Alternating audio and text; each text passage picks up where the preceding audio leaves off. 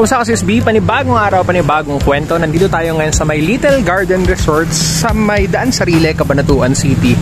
At ngayon ko lang nalaman na meron palang resort na po pwede mong puntahan dito. Pagdating mo dito sa lobby, makikita mo yung signage na nagsasabing I love Little Garden. And then pag pumunta ka rito sa gawin na to, ay makikita mo yung kanilang swimming pool. Ito yung isa sa mga swimming pool na po pwede mong puntahan pag pumunta ka rito.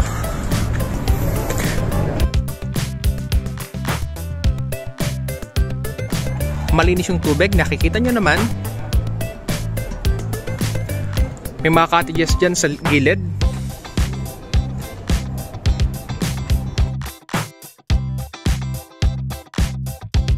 And then pag gawin nyo dito ay more cottages sa area na ito. Yan, mga lamesa. Pakita ko sa inyo. And then more cottages sa gawin na ito. And then pwede rin magpa-picture dun sa kalang wall kasi merong design ng One Piece. Kaya sa mga fan ng One Piece dyan, hanapin yung area na to kapag nagpunta kayo rito. And then meron din silang covered area na pool. Kung di ako nagkakamali, yung taas na yan ay may tumutulong tubig na parang fountain. So kung ayaw mo sa mainit na area, meron tayong covered area.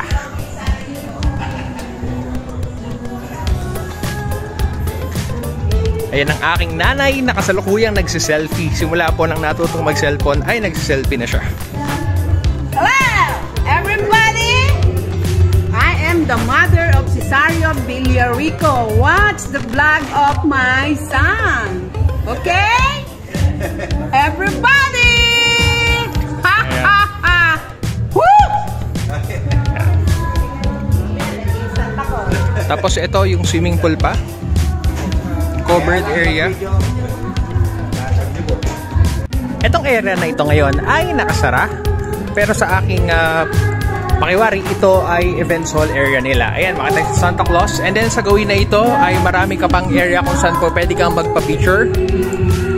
Ayan, maganda yung mural dito sa kanilang wall. Mga puno. Buntot ng mermaid.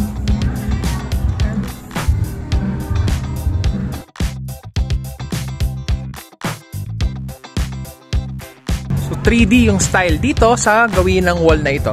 And then kapag gumawi pa tayo dito sa isang area, merong ding nakarenta ngayon. Okay. Meron ka pang makikita uli na swimming area. Okay. Swimming area. Meron din silang garden.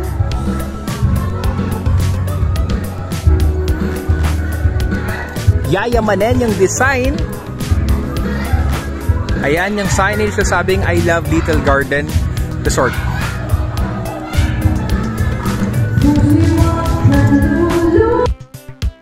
Private area para sa kanilang private events. May swimming pool na malaki and then merong mga kwarto na available.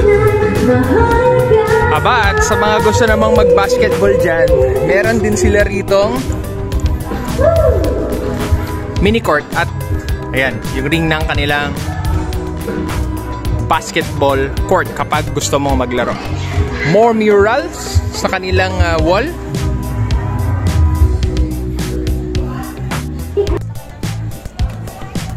And then dito sa area na ito ay ito yung kanilang function hall na po pwede ring rentahan kapag napunta kayo rito. Meetings, special occasion, events at iba pa. Tapos pagdating mo dito, lalagin ka dyan.